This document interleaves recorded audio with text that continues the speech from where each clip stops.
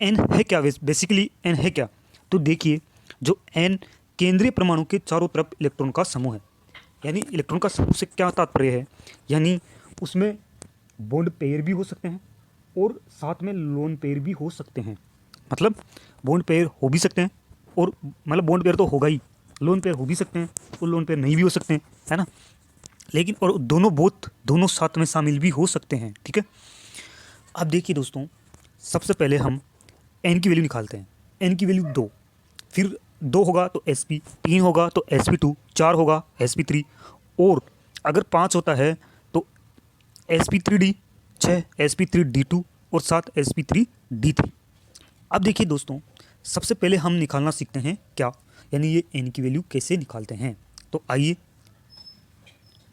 देखिए, ये एन की वैल्यू निकालने का फॉर्मूला है। यानी इसमें जो ये एन की वैल्यू है, इसमें ये जो एन की वैल्यू है उसका जो फॉर्मूला है वो ये है, क्या है, 1/2 V plus M minus C plus A, ठीक है। अब इसमें देखिए, जो ये वी क्या है, वी हमारा है केंद्रीय परमाणु पर उपस्थित संयोजी इलेक्ट्रॉन। क्या, केंद्रीय परमाणु पर उपस्थित संयोजी इलेक्ट्रॉन।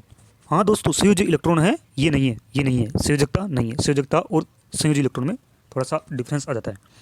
देखिए दोस्तों, ये जो m है, ये m क्या है, एकल संयोजी अणु या समूह की संख्या। क्या है, एकल संयोजी अणु या समूह की संख्या, ठीक है। बात करते हैं अब c, जो हमारे जो फॉर्मूले में क्या था, c ये जो धनायन और a क्या है, ऋणायन, ठीक है। अब देखिए, सबसे पहले हम ये जो केंद्रीय परमाणु होता है ना, सेंट्रल एटम, अब आपको सबसे पहले तो मैं बताता हूँ कि सेंट्रल एटम को पता कैसे करते हैं। तो सेंट्रल एटम का पता करने के लिए जैसे मान लो फॉर एग्जांपल SO4-2, ये हमारा क्या था, ये एक सूत्र है। अब इसका हमें केंद्रीय परमाणु देखना है, तो केंद्रीय परमाणु कौन है इसमें, तो इसमें जो केंद्रीय परमाणु है वो हमारा कौन है, ये है हमारा, इसमें ये जो सल्फर है ये क्या है, केंद्रीय परमाणु, ठीक है। अब ये जो केंद्रीय परमाणु है तो हमें क्या करना है, सबसे पहले इसका जो V बराबर हमारे पास ये था ना, V plus M C minus A. तो इसमें जो ये V की वैल्यू है, ये जो V की वैल्यू है वो ये है। V की वैल्यू क्या है, ये वाली V की वैल्यू निकालना है। तो ये जो एलिमेंट हो गए सभी, अब जो जैसे बोरोन, एल्यूमिनियम, गैलीलियम, इंडियम तथा थेलियम, तो इनके जो बैलेंस इलेक्ट्रॉन होते हैं वो क्या होते हैं, वो 3 इलेक्ट्रॉन होते हैं, ठीक है। उसी प्रकार देखो, उसी प्रकार ये कार्बन की, ये जो कार्बन की फैमिली हो गई, ये नाइट्रोजन फैमिली हो गई, ये ऑक्सीजन फैमिली हो गई, और ये फ्लोरीन फैमिली हो गई, है ना, सॉरी मतलब हेलोजन फैमिली हो गई, और ये हमारे इनर्ट गैस या उत्कृष्ट गैस हो गए। तो देखिए दोस्तों, जो बैलेंस इलेक्ट्रॉन निकालते कैसे हैं, सबसे पहले ये देखिए, बैलेंस इलेक्ट्रॉन निकालने का जो तरीका है वो ये है कि जो मतलब जैसे हमने कार्बन लिया फॉर एग्जांपल, तो इसका इलेक्ट्रॉनिक कॉन्फ़िगरेशन क्या होता है, इलेक्ट्रॉनिक परमाणु क्रमांक क्या होते हैं, 6। अब इसमें जो इलेक्ट्रॉनिक ये जो 6 होते हैं ना, ये 6 ही का इलेक्ट्रॉनिक कॉन्फ़िगरेशन लिखा। और जैसे ही हमने इलेक्ट्रॉनिक कॉन्फ़िगरेशन लिखा और लिखने के बाद में हमें 4 इलेक्ट्रॉन मिल गए, तो हमने इसका इलेक्ट्रॉनिक कॉन्फ़िगरेशन क्या था, 1s2, 2s2 और 2p2। तो इसमें जो ये था ना, ये वाला और ये वाले, ये क्या हैं, ये हमारे संयोजी इलेक्ट्रॉन हैं। क्या हैं, संयोजी इलेक्ट्रॉन हैं, यानी 4 इलेक्ट्रॉन। इसी प्रकार देख लो नाइट्रोजन में कितने हो गए, 5, नाइट्रोजन में 5, ऑक्सीजन में 6। मतलब इस फैमिली की बात कर रहा हूँ मैं, ये जो वाली फैमिली है ना, इसमें ऊपर से नीचे चलते हैं तो जैसे फ्लोरीन के, क्लोरीन के, ब्रोमीन के, आयोडीन के, एस्टेटिन के, नियोन, आर्गन। अब ये इस फैमिली का ये हो गया 8 इलेक्ट्रॉन, इसका 7 इलेक्ट्रॉन हो गया, ठीक है। इसी प्रकार देखो, अब जब हमने वो निकाल लिया तो हमने एक चीज़ और लिखी थी, मतलब हमने फॉर्मूले में एम भी लिखा था। तो वो एम क्या था, वो एम ये है, यानी यूनिवेलेंट स्पीसीज हैं हमारे पास। क्या है, ये जो एम है ये यूनिवेलेंट स्पीसीज हैं। और ये यूनिवेलेंट स्पीसीज जैसे fluorine, chlorine, bromine, iodine, hydrogen, या फिर ग्रुप की बात करते हैं तो OH group, NH2 group, CH3 group, SMe3 group और एल्काइल ग्रुप। ये जो ग्रुप होते हैं, अगर ये होते हैं तो वो यूनिवेलेंट होते हैं और उनको हम फॉर्मूले में भी गिनते हैं। लेकिन दोस्तों एक बात ध्यान रखना, यानी क्या ध्यान रखोगे, हम उसमें बाइवेलेंट और ट्राइवेलेंट को नहीं गिनते हैं। जहाँ पे m की वैल्यू है तो उनमें हम इनको नहीं रखते हैं, इनको हम नहीं रखेंगे, इसलिए मैंने यहाँ रखा है इसको। देखिए अब मैं आपको एक एग्जांपल सोल्व करके बताता हूँ। जैसे हमने SO4 यही लिया, SO4-2 ये एग्जांपल लिया है हमने, तो n बराबर 1/2 V plus M minus C plus A ये है।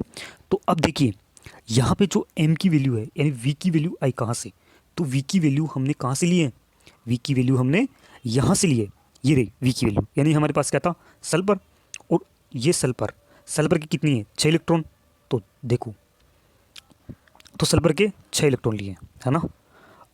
क्या मुझे बताओ कि इसमें यूनिवेलेंट स्पीसीज जुड़ रखी है क्या, नहीं जुड़ रखी है, कोई भी मोनोवेलेंट स्पीसीज तो है ही नहीं। अब इसमें जो ऑक्सीजन है वो क्या है, ऑक्सीजन इसमें बाईवेलेंट स्पीसीज है, तो इसलिए हम ऑक्सीजन का काउंट करते ही नहीं है। ठीक है, अब माइनस इसमें केटायन है ही नहीं, केटायन क्या था, केटायन धनायन, धनायन होता तो हम उसे माइनस करते हैं। अब एनायन एनायन एनायन है यानी ऋणायन, और ये जो ऋणायन है तो हम उसको ऐड करेंगे, जोड़ेंगे। ठीक है, तो 6 और 2 कितने हो गए, कितने हो गए 8, और 8/2 4, 4 का मतलब sp3 हाइब्रिडाइजेशन। ठीक है, नेक्स्ट एग्जांपल PO4। तो देखिए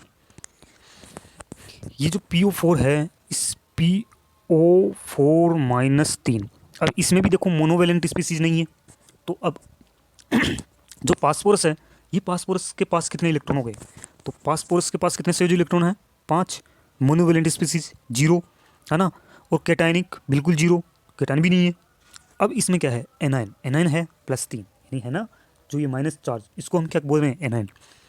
तो इनको जोड़ा तो वही 5 + 3 = 8, तो 8/2 यानी 4, sp3 हाइब्रिडाइजेशन। ठीक है,